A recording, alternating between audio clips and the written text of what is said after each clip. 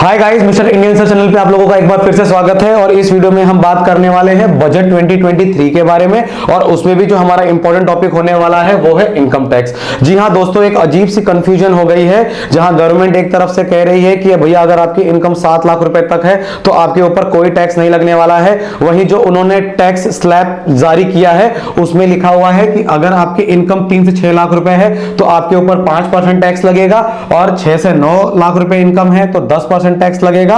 और आप आगे भी देख सकते हैं, ये जैसे जैसे आपकी इनकम बढ़ेगी आपका टैक्स का दायरा बढ़ता जाएगा।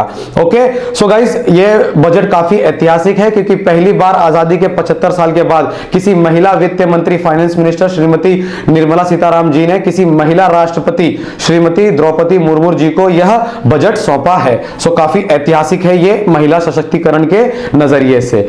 अब बात करते हैं मुद्दे की। मुद्दा ये है गाइस कि गवर्नमेंट कहती है कि 7 लाख रुपए अगर आपकी इनकम है तो आपको कोई टैक्स नहीं भरना है। वहीं ये टैक्स स्लैब देखने के बाद तो ऐसा नहीं लग रहा है। तो इस कंफ्यूजन को आप देखेंगे तो लगातार न्यूज चैनल्स वाले डिबेट्स में बड़े बड़े इकोनॉमिक एक्सपर्ट्स लोगों को लाके समझाने की कोशिश कर रहे हैं, पर कहीं ना कहीं अभी भी ये चीज काफी अनक्लियर है लोगों को।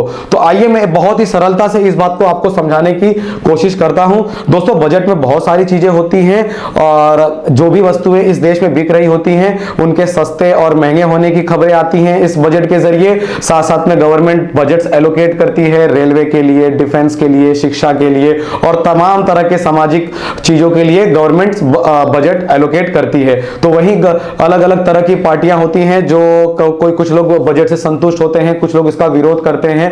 तो उनसे हमारा कोई ताल्लुकात नहीं है, उनको वो करने दीजिए। हमारा मुद्दा है यहां पर इनकम टैक्स को लेके क्लियरिटी को, कि कैसे आप उस बात को समझें जहां पर गवर्नमेंट कह रही है कि 7 लाख रुपया आपका टैक्स फ्री है। तो आओ समझने की कोशिश करते हैं गाइस। सो जो ये टैक्स स्लैब है वो ये बता रहा है कि अगर आपकी आय 0 से 3 लाख रुपए है तो आपके ऊपर कोई टैक्स लागू नहीं हो रहा है, ठीक है।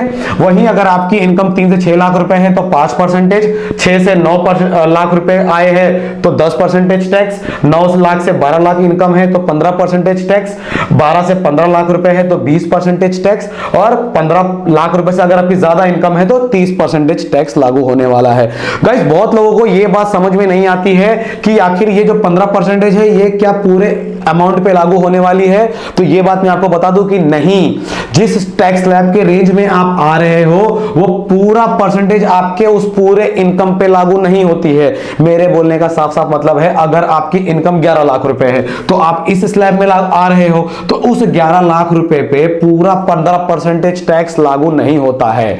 यह बात आपको कोई अच्छे से समझाने वाला नहीं है, ठीक है। अब जरा समझिए मैं क्या बोलना चाह रहा हूं। जैसे छोटा सा एग्जांपल लेते हैं 4 लाख रुपए का। अगर आपकी इनकम दोस्तों 4 लाख रुपए है तो उस 4 लाख रुपए पे पूरा 5% लागू नहीं हो रहा है टैक्स। आपके शुरू के 3 लाख रुपए पे कोई टैक्स नहीं लगेगा, और ये बात हर आदमी से लागू हो रही है गाइस। चाहे उसकी इनकम 4 लाख हो, 8 लाख हो, 12 लाख हो, चाहे 50 लाख हो, उसके शुरू के 3 लाख रुपए पे कोई टैक्स नहीं लगेगा। यानी 4 लाख वाले केस में 3 लाख रुपए पे कोई टैक्स नहीं लगा, बचा 1 लाख रुपया। अब उस 1 लाख रुपए पे गाइस 5% टैक्स लगेगा, और उस 1 लाख का 5% होता है 5,000 रुपया।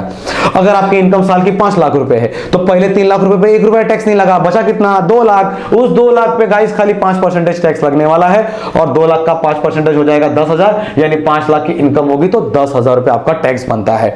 वहीं 6 लाख की बात कर लेते हैं। 6 लाख रुपए में फिर से आपका 3 लाख रुपए टैक्स फ्री हो गया, बचा 3 लाख। उस 3 लाख का 5% 15,000 रुपए होते हैं, यानी अगर आपकी इनकम 6 लाख है तो आपको 15,000 रुपए टैक्स भरने होंगे। तो गाइस, ये बात जो मेरी समझाने की थी वो ये थी कि आप जिस भी स्लैब में पढ़ रहे हो ना उसके सामने लिखा हुआ परसेंटेज आपके पूरे पैसे पे उतना टैक्स नहीं लग रहा है। और एक एग्जांपल ले लेते हैं, एकदम क्लियर कर देते हैं मैटर को, ठीक है। जैसे आपकी इनकम हो गई 11 लाख रुपए। अगर आप साल में 11 लाख रुपए कमा रहे हैं ना तो उस 11 लाख रुपए पे पूरा 15% टैक्स नहीं लगने वाला है। उस 11 लाख रुपए में ना गाइस पहले 3 लाख रुपए पे आपके कोई टैक्स नहीं लगेगा, ठीक है। बचा कितना, 8 लाख। अब उस 8 लाख में अगले 3 लाख रुपए पे आपके इनकम टैक्स 5% लगेगा, यानी आपको 6 लाख रुपए तक 15,000 रुपए टैक्स देना है खाली। अब बात करते हैं उसके अगले 3 लाख की, क्योंकि हम 11 लाख की बात कर रहे थे, ठीक है, 11 लाख तक आना है, यानी अगर आप 9 लाख तक आ गए तो आपको टैक्स भरना है 45,000 रुपए। क्यों? क्योंकि उसके बाद जो अगला 3 लाख रुपया है उसमें आपको 10% टैक्स लगाना है। तो 3 लाख का 10% 30,000 हो गया, 6 लाख तक 15,000 था और 30, 15, 30, 45। अब बात करते हैं 11 लाख की। देखो अब आपके 9 लाख रुपए तक 45,000 रुपया ही टैक्स लगने वाला है। अब आपके पास एक्स्ट्रा कितना है? 2 लाख रुपया इनकम आपका एक्स्ट्रा हो गया। उस 2 लाख रुपए पे 15% टैक्स लगेगा गाइस, और 2 लाख का 15% होता है 30,000 रुपया, 45 और 30 ऐड करेंगे तो 75,000 रुपया हो गया। ठीक है गाइस, तो ये इतनी क्लैरिटी से आपको कोई बता दे मैं मान जाऊं उसको। तो ये सब कुछ, ये जैसे किसी की इनकम 14 लाख है तो उसके ऊपर 12 लाख रुपए तक ये टैक्स स्लैब ऐसे ही आने वाला है। ये नहीं कि 14 लाख का डायरेक्टली 20% आपके ऊपर टैक्स लग जाएगा, यानी 14 लाख का 20% तो 2,80,000 होता है। तो यहां पर तो आप देख रहे हैं कि 1,30,000 है।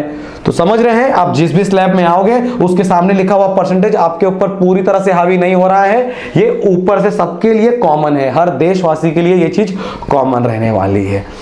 अब बात करते हैं सबसे इंपॉर्टेंट वाली ये कि आखिर फिर यहां पे अगर हमारे पे 7 लाख रुपए पे आप देख रहे हैं, अगर आपकी इनकम 7 लाख है तो आपके ऊपर 25,000 रुपए टैक्स लागू हो रहा है।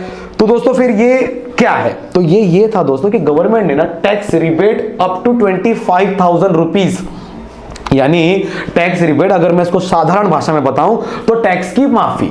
अगर आपकी इनकम 7 लाख तक है तो आपको 25,000 रुपए टैक्स माफ कर रही है ये गवर्नमेंट। इसका मतलब साफ है कि अगर आपकी इनकम 0 या 3 लाख है तो आपका इनकम टैक्स 0 होने वाला है। अगर 4 लाख तक है तो भी आपका इनकम 0 होगा, इनकम टैक्स, सॉरी 5 लाख है आपकी इनकम तो भी आपका इनकम टैक्स 0, 6 लाख आपकी इनकम है तो भी इनकम टैक्स 0, और 7 लाख रुपए अगर आपकी इनकम है जहां पे आपको 25,000 टैक्स भरना था वो भी 0 हो गई है, क्योंकि गवर्नमेंट टैक्स रिबेट कर रही है 25,000 रुपए तक का माफी कर रही है। लेकिन यहां पे ये बात का ध्यान रखना है कि ये जो 25,000 रुपए की टैक्स माफी है ना, ये सिर्फ उन लोगों के लिए है जिनकी कमाई 7 लाख तक है।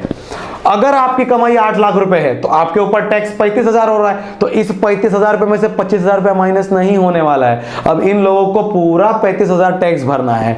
तो ध्यान रहे, ये माफी जो 25,000 रुपए या टैक्स रिबेट जिसको कहते हैं इंग्लिश में, वो उन लोगों के लिए है जिनकी आय 7 लाख रुपए तक है, क्योंकि उनके जो टैक्स स्लैब डिजाइन किया गया है वहां पे आप देखेंगे तो 7 लाख रुपए तक अगर आपकी आय है तो इस टैक्स स्लैब के हिसाब से आपके ऊपर 25,000 रुपए का टैक्स बन तो रहा है। ये 25,000 रुपए तक का टैक्स सबके ऊपर लागू है 7 लाख तक, मगर जिनकी इनकम सिर्फ 7 लाख तक है उनको ये 25,000 नहीं भरना है। उसके बाद जो लोग भी, जैसे 11 लाख है तो इस 11 लाख रुपए में कहीं ना कहीं इस 25,000 का योगदान है। अगर आपकी 11 लाख कमाई है और उसमें जो 75,000 आप टैक्स भर रहे हैं उसमें ये 25,000 है, लेकिन अब इस 11 लाख रुपए कमाने वाले को ये 25,000 गवर्नमेंट माफ नहीं कर रही है।